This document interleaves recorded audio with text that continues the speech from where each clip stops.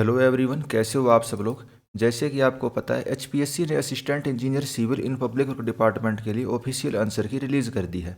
आज इस वीडियो में हम देखेंगे कि भाई इस आंसर की के हिसाब से आप किस किस क्वेश्चन के ऊपर ऑब्जेक्शन लगा सकते हो या किस किस क्वेश्चन के ऊपर कैंडिडेट को डाउट आने लग रहा है। वीडियो में हम आगे बढ़े उससे पहले बता दूं, अगर आप हरियाणा के किसी भी इंजीनियरिंग एग्जाम की प्रिपरेशन करते हैं तो आप हमारा YouTube channel Haryana engineering exams या एचडी इंजीनियरिंग मंत्रा को सब्सक्राइब कर सकते हैं।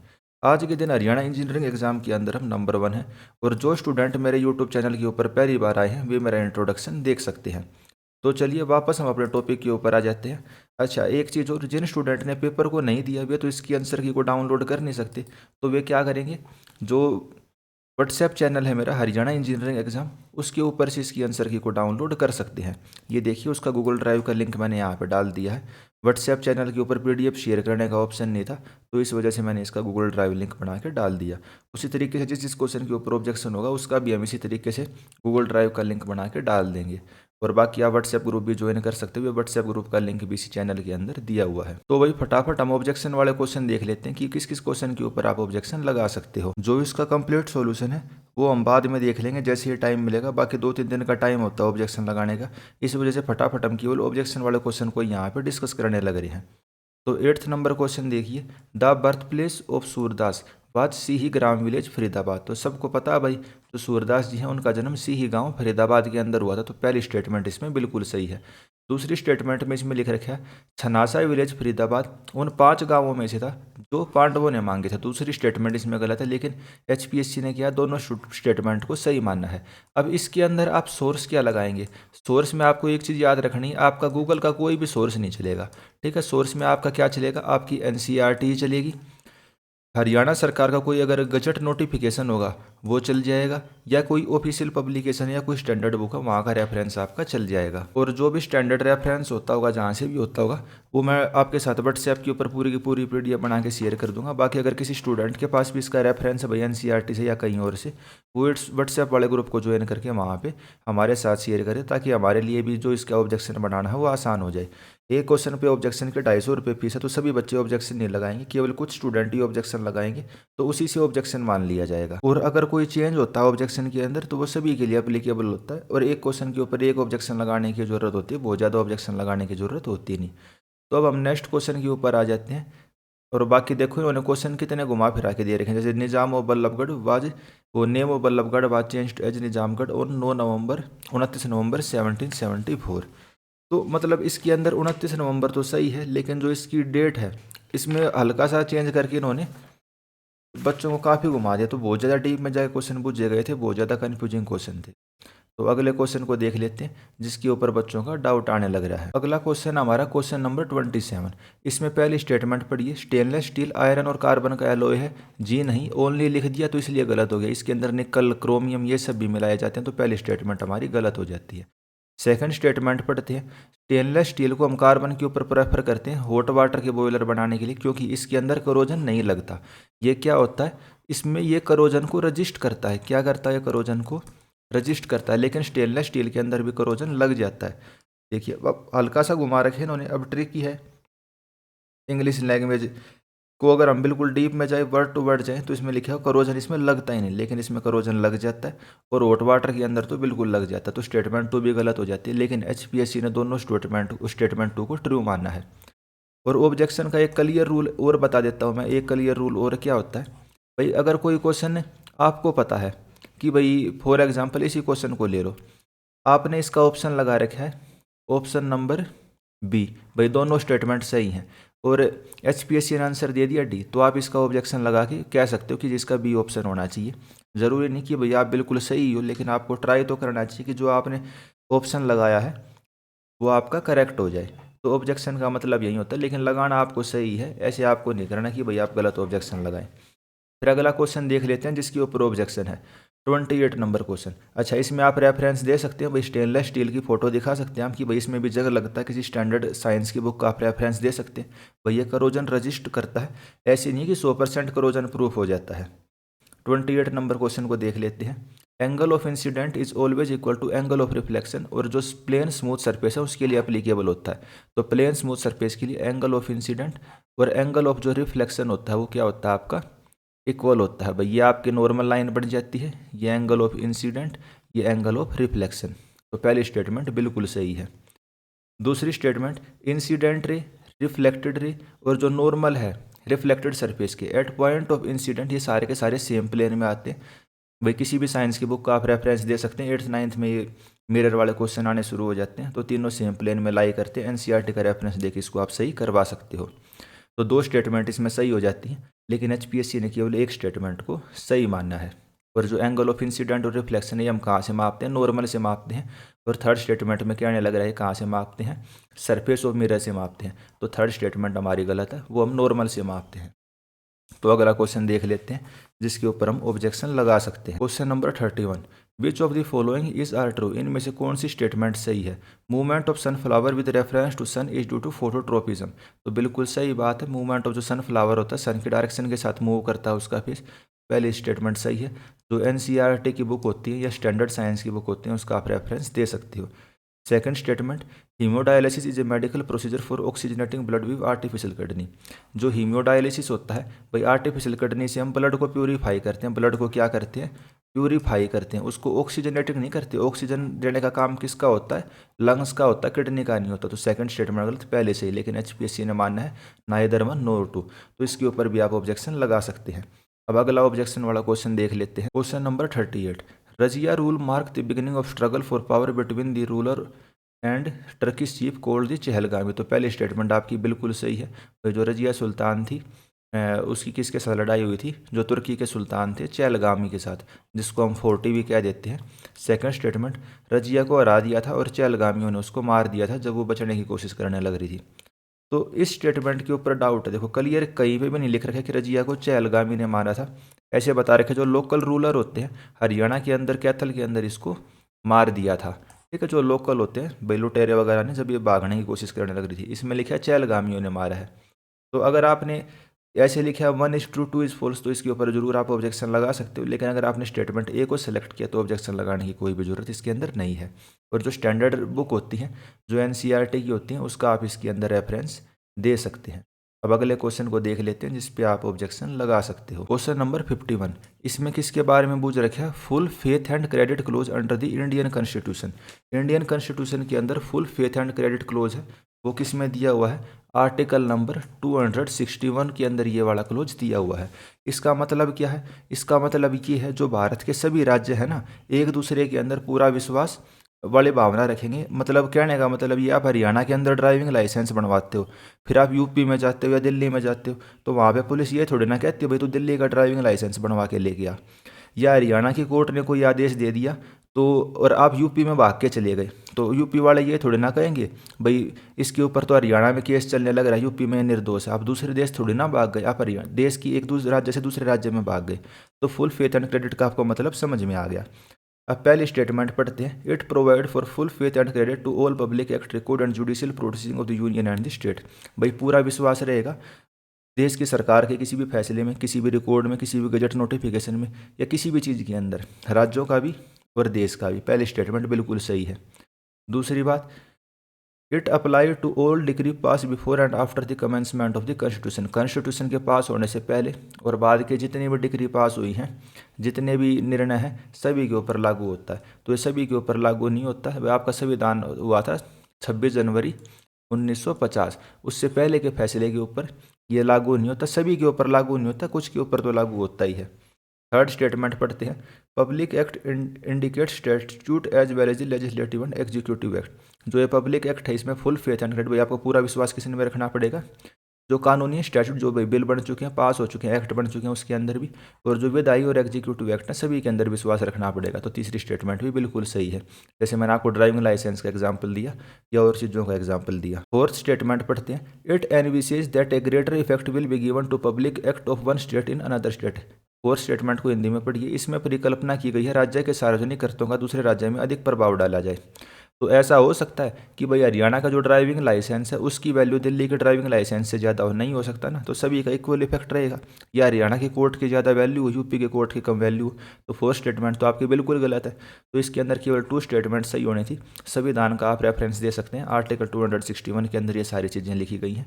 फुल फेथ एंड क्रेडिट भी आपको समझ में आ गया होगा भाई क्या चीज़ होती है। अगले क्वेश्चन को देखते हैं। Consider the following statement related to the council of state of the union parliament. Union parliament यानी कि केंद्र सरकार, उसकी काउंसिल ऑफ स्टेट हम किसको बोलते हैं? राज्यसभा को हम क्या बोलते हैं? काउंसिल ऑफ स्टेट किसकी? केंद्र सरकार की, यूनियन पार्लियामेंट की। अब ऑप्शन पढ़ते हैं। इसने पहली और तीसरी को तो सही माना, तो पहली और तीसरी को तो हम सीधा सही मान लेते हैं। ठीक है, अब देखते हैं second statement. Representative of state are elected by popular vote of the people of the state. क्या राज्यसभा के सदस्यों को लोग आम आदमी सेलेक्ट करते हैं? जी नहीं, आम आदमी सेलेक्ट नहीं करते, उसको कौन करते हैं? उनके रिप्रेजेंटेटिव सेलेक्ट करते हैं। तो दूसरी स्टेटमेंट हमारी गलत हो गई।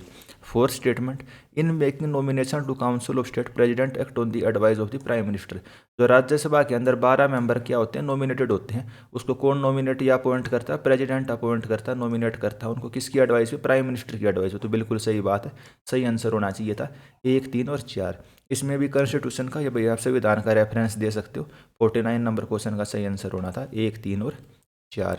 अब हम अगले क्वेश्चन को देखते हैं। Question number 52। Consider the following statement regarding the item of expenditure charge on the consolidated fund of India. इनमें से कौन कौन सा खर्चा कंसोलिडेटेड फंड ऑफ इंडिया के अंदर हम चार्ज करेंगे? तो कौन कौन सा होता है? यूपीएससी का जो एक्सपेंस होता है, और स्टेट्स को हम जो एड देते हैं वो इसके अंदर आता है, और जो लोन देते हैं वो किस में आता है? ये होता है वोटेड एक्सपेंडिचर के अंदर। और जो इलेक्शन कमीशन का एक्सपेंडिचर होता है वो भी किसी में आएगा? वोटेड एक्सपेंडिचर के अंदर। तो 2 और 3 इसका सही होना था ऑप्शन नंबर बी। एचपीएससी ने माना है 1, 2 और 4। इसमें भी रेफरेंस आप किसका दोगे? आप कॉन्स्टिट्यूशन का रेफरेंस दे सकते हो, बजट का रेफरेंस दे सकते हो, या जो इकोनॉमिक स्टैंडर्ड बुक होती है एनसीईआरटी होती है उनका आप इसके अंदर रेफरेंस दे सकते हो, और इजीली इसका आंसर भी आप चेंज करवा सकते हो। तो पीडीएफ आपको बनानी पड़ेगी, उसका पूरा फॉर्मेट होता है व्हाट्सएप के अंदर, मैंने ऑलरेडी शेयर कर रखा है। इस ग्रुप पे जाके आप उस चीज़ को देख सकते हो। अब अगले क्वेश्चन को देख लेते हैं। भाई ये ऑफिशियल आंसर की सारी चीज़ें आपको व्हाट्सएप के ऊपर मिल ही जाएंगी, और आपने भाई यूट्यूब पे ज्वाइन नहीं करा तो आप यूट्यूब पे ज्वाइन कर सकते हैं। तो चलिए वापस टॉपिक को ये देख लेते हैं। अगला क्वेश्चन देखते हैं भाई जिसके ऊपर हम ऑब्जेक्शन लगा सकते हैं। क्वेश्चन नंबर 56 देखिए।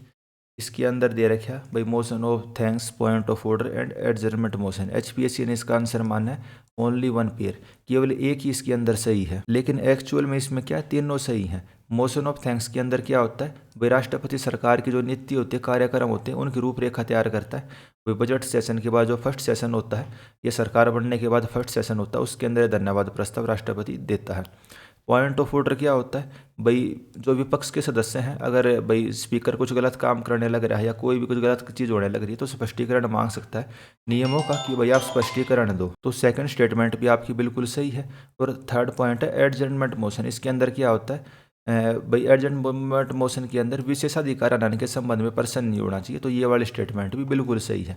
तो इसके तीनों स्टेटमेंट सही हैं। इसके रिगार्डिंग भी आप कॉन्स्टिट्यूशन से, या भाई जो लोकसभा होती है या हमारी पार्लियामेंट का फंक्शनिंग होती है उसकी रूल बुक से इसका रेफरेंस दे सकते हैं। अगले क्वेश्चन को हम देख लेते हैं। 64 नंबर मैथ का है, और इसका एचपीएससी ने आंसर माना है ओनली 2 पेयर। तो इसको मैं सभी को सोल्व करके देखना पड़ेगा। पहला देख लेते हैं। ए अपॉन बी की power x-1 upon B upon A की पावर x-3। तो यहाँ दोनों को उल्टा लिखा, अगर इसको सीधा लिखना हो तो इसको हम ए अपॉन बी की पावर -x-3 लिख सकते हैं भाई। -1 से हमने मल्टीप्लाई कर दिया, और यहाँ क्या आ गया? ए अपॉन बी की power x-1। x-1 is equal to -x + 3। अब ये दोनों x इधर गए, 2x is equal to 3 + 4 x is equal to 2। इसमें क्या दिया हुआ? x is equal to 2। तो फर्स्ट आपका बिल्कुल सही है। फिर थर्ड को देखते हैं। 1/2 की पावर 1/2। भाई 1/2 का क्या मतलब होता है? √2, यानी कि 1/2 का आप रूट करोगे तो क्या लिख सकते हैं? 1/√2 लिख सकते हो। तो बिल्कुल सही इसमें ये लिखा हुआ है। सेकंड पॉइंट पढ़ते हैं। √3 + √5 इज इक्वल टू इतना।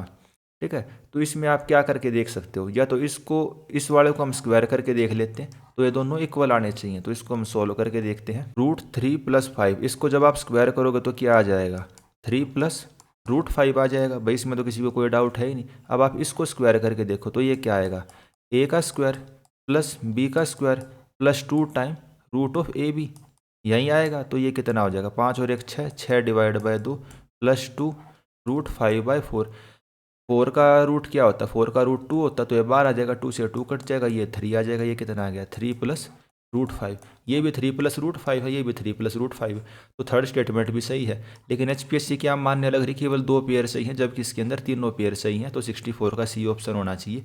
इसको आप सोल्व करके कोई पेपर पे सोल्व करके या कंप्यूटर पे सोल्व करके इसको दिखा सकते हो और इजीली आपका ये वाला ऑब्जेक्शन भी मान लिया जाएगा। अब अगले क्वेश्चन के ऊपर चलते हैं, 65 नंबर क्वेश्चन। इसके अंदर भी HPSC ने क्या माना है, केवल एक पेयर सही है, लेकिन इसके अंदर तीनों पेयर गलत हैं। जब आप इसको सोल्व करते हो तो ये नहीं आने लग रहा है। और गेन परसेंटेज क्या होता है, गेन होता है गेन अपॉन कॉस्ट प्राइस होता है, इसमें सेलिंग प्राइस लिखा है तो ये गलत। CP क्या होता है 100/100 minus gain into selling price, तो गेन को हम क्या करते हैं, अगर यहाँ पे होता 100 प्लस गेन का परसेंटेज इनटू सेलिंग प्राइस तो ये सही होता, तो ये भी गलत है। और इसको जब हम कैलकुलेटर में सोल्व करते हैं तो आपका आंसर 7.9 नहीं आने लग रहा, कुछ और आंसर आएगा। इसको आप इजीली सोल्व करके दिखा सकते हो भाई, इसका आंसर जो भी आने लग रहा है भाई 10.12 यानी कुछ समथिंग ऐसा आने लग रहा है, तो तीनों गलत है। लेकिन HPSC ने केवल एक पेयर को सही माना, जबकि इसका सही आंसर होना चाहिए था नन ऑफ दी अबव। अब अगले क्वेश्चन को देख लेते हैं, 68 नंबर क्वेश्चन। इसके अंदर HPSC ने केवल 2 को सही माना है। अब ये नहीं पता कौन से 2 को सही मानना है, लेकिन इक्विलेटरल ट्रायंगल का मीडियन दे रखा है और उसका एरिया कितना होगा √3/3 x², यानी इसको आप ये भी लिख सकते हो 1/√3 इंटू x², तो ये बिल्कुल सही है। Second statement, diameter of circle 1.4, circumference कितना होगा 4.4 होगा, ये भी बिल्कुल सही है। और थर्ड पॉइंट है, सर्कल और स्क्वायर का सेम एरिया है और स्क्वायर की साइड अपॉन रेडियस का रेशो क्या आएगा, तो रेशो होता है √π/1। बाकी इसने √x/1 लिखा है, तो इंग्लिश का तो पेपर है नहीं भाई, मैथ का क्वेश्चन है, तो हो सकता है मिस प्रिंट से इन्होंने पाई को क्या बना दिया हो, एक्स बना दिया हो। अब यहाँ पे अगर ये पाई भी लिख देते तो उसको डिफाइन करते, इस पाई की वैल्यू 3.14 है जो कि 22/7 है, या एक्स के बारे में बताते, तो कायदे से तो ये तीनों स्टेटमेंट सही होने चाहिए। पर जिनका ये गलत हुआ वो इसके लिए ऑब्जेक्शन लगा सकते हैं। अगले क्वेश्चन को देखते हैं जिसपे आप ऑब्जेक्शन लगा सकते हो। अगला क्वेश्चन है 76, कंसीडर दी फॉलोइंग स्टेटमेंट। इसके अंदर HPSC ने क्या किसी भी स्टेटमेंट को सही नहीं मानना है, तो none of the statement are correct. अब इसमें देखिए, इसको हम सोल्व करते हुए चलते हैं। x/y का रेशो 3.2 है, अगर यहाँ पे 3:2 दे रखा होता तो इसको हम सही मान लेते, लेकिन यह 3.2 दिया, इस वजह से ये गलत हो जाता है। बाकी हमें देखने की जरूरत नहीं, ये मैंने आपको बता दिया, इस वजह से गलत। और HPSC इसमें किसी को भी सही नहीं मानने लग रही। अगर किसी बच्चे ने 3.2 को 3:2 मानना है, भाई हो सकता है मिस प्रिंट कर दिया इन्होंने, तो इसको भी वो ऑब्जेक्शन कर सकता है, लेकिन मैं तो कहूँगा चलो 3.2 है तो आप इसको ऑब्जेक्शन मत करिए, ये गलत है तो गलत है। सेकंड स्टेटमेंट देखते हैं, इस वाले पे आ जाओ। 4 की पावर 3.5 को आप क्या लिख सकते हो, 4 क्या होता है 2 की पावर 2, तो ये कितना हो जाएगा 2 की पावर 7 डिवाइड बाई 2 की पावर 5, ये कितना 7 - 5 2 होता है, 2 की पावर 7 - 5 डिवाइड बाई 1, 2 की power 2 divide by 1 is equal to 4:1, इसने 7:5, ये भी गलत हो गया, तो दो तो गलत है ही। थर्ड स्टेटमेंट पे आ जाते हैं, इसको सोल्व करते हो 0 आ जाएगा, कोई इसके अंदर डाउट है नहीं। इसको सोल्व करोगे तो भी 0 आ जाए, वो 1 आ जाएगा। 621 बटे में 3 की पावर 3 क्या होता है 27, गुणा में 3 माइनस 68, ये 9 आ जाएगा, और ये कितना आ जाएगा 9×6 = 54, और 9×9 = 81 माइनस 68, ये कितना आ गया 1, ये भी सही है। इसको सोल्व करते हुए ये भी 0 आ जाता है। इसको सोल्व करके देख लेते हैं, x2 है तो 2 माइनस वाई कितना है आपका -2 की power x minus Y, x2 है, y कितना है 2 माइनस -2, ये कितना हो जाएगा 4, 2 की पावर 4, ये कितना हो जाएगा 2 माइनस -2 की पावर 4, 2 की पावर 4 कितना 2 दूनी 4, 4 चौक 16, 2 माइनस 16, ये कितना आ जाएगा -14, तो ये भी सही है, -14 दिया हुआ, तो इसमें केवल एक स्टेटमेंट सही है। HPSC इसमें किसी भी स्टेटमेंट को सही नहीं मानती, तो इसमें आप प्रूफ कर सकते हो भाई इसमें एक स्टेटमेंट सही है। अब अगले क्वेश्चन को देख लेते हैं जिसके अंदर बच्चों को डाउट आने लग रहा है। अगला क्वेश्चन है आपका 95 number, consider the following data, minimum point of intersection of septagon and pentagon. भाई सेप्टागन जिसकी 7 साइड होती हैं, 3 4 5 6 और 7, और पेंटागन जिसकी 5 साइड होती हैं, ठीक है, इनके बीच में कम से कम पॉइंट ऑफ इंटरसेक्शन कितने होंगे 4 होंगे। तो देखो मैंने फोटो बनाई है, आपको सिंपल फोटो बना के कहना भाई इसमें तो 0 है, भाई पेंटागन इसके अंदर है, ये इसके बाहर, तो मिनिमम कितने होंगे, मिनिमम आपके 0 होंगे, तो पहली स्टेटमेंट आपकी गलत है, तो ये भी कह रहा है पहली गलत है। अब दूसरी देख लेते हैं, मैक्सिमम कितने होंगे, भाई 5 साइड वाला बनाओ आप, 5 वाला ये हो गया आपका, ठीक है, फिर आप 7 वाला बनाओ, 1 इस तरीके से कुछ बनेगा, साथ वाला जैसे भी बनेगा। तो जितनी कम वाले की साइड होती है ना, जब आप कैड में डायग्राम बनाओगे या भाई इनका इंटरसेक्शन करके दिखाओगे, तो मिनिमम की साइड कितनी है, सेप्टागन 7, पेंटागन 5। तो 5 साइड गुणा में 2, भाई एक स्ट्रेट लाइन 2 बार इंटरसेक्ट कर सकती है, तो मैक्सिमम कितने होंगे आपके 10 पॉइंट ऑफ इंटरसेक्शन होंगे। सेकंड स्टेटमेंट सही है, पहली गलत है, लेकिन एचपीएससी दोनों गलत मानने लग रही है। सही आंसर इसका 2 ओनली होना चाहिए था। तो आप इसको भी ऑब्जेक्ट कर सकते हो, और ऑब्जेक्शन करोगे पक्की बात आपको इसके नंबर मिल जाएंगे। तो भाई शर्मनाक बात है, एचपीएससी क्वेश्चन को ढंग से नहीं बनाती, फिर आंसर की उसके ढंग से नहीं देती। तो आंसर की तो कम से कम ढंग से देनी चाहिए। 250 रुपये वसूलने का क्या मतलब है, अपनी गलती के लिए ही आप दूसरों को वो करने लग रहे हो, भाई 250 रुपये लेने लग रहे हो। तो जिस जिस क्वेश्चन में मेरे को भाई ऑब्जेक्शन लग गया वो मैंने आपको बता ही दिया। उसके अलावा कुछ क्वेश्चन और भी थे जिनमें ऑब्जेक्शन था, जैसे एक पॉपुलेशन वाला क्वेश्चन था, उसको देख लेते हैं। 16 नंबर क्वेश्चन है। तो लिटरेसी रेट 85 नहीं है, लिटरेसी रेट आपको पता भाई हरियाणा की लिटरेसी रेट कितनी है, 75% है, पहली गलत हो जाती है। पॉपुलेशन 2,53,51,462। अब एचपीएससी वाले क्या कर देते हैं, 462 की जगह 461 भी लिख देते हैं। वो पॉपुलेशन वाला कौन सा इतना एक्यूरेट लिखता है, तो 2.5 करोड़ तक तो ठीक है भाई, बच्चा इतना ही याद करता है 2.5 करोड़ पॉपुलेशन है, लेकिन फिर भी इसकी मान ली भाई आपने पॉपुलेशन सही लिखी होगी। फिर आती विलेज की बात। जो ऑफिशियल डाटा है भाई, हरियाणा सरकार की डेमोग्राफी वाली वेबसाइट है, उसके ऊपर गांव दे रखे हैं 7,356, और पॉपुलेशन भी इतनी दे रखी है, तो उस हिसाब से तो हो जाता है ठीक।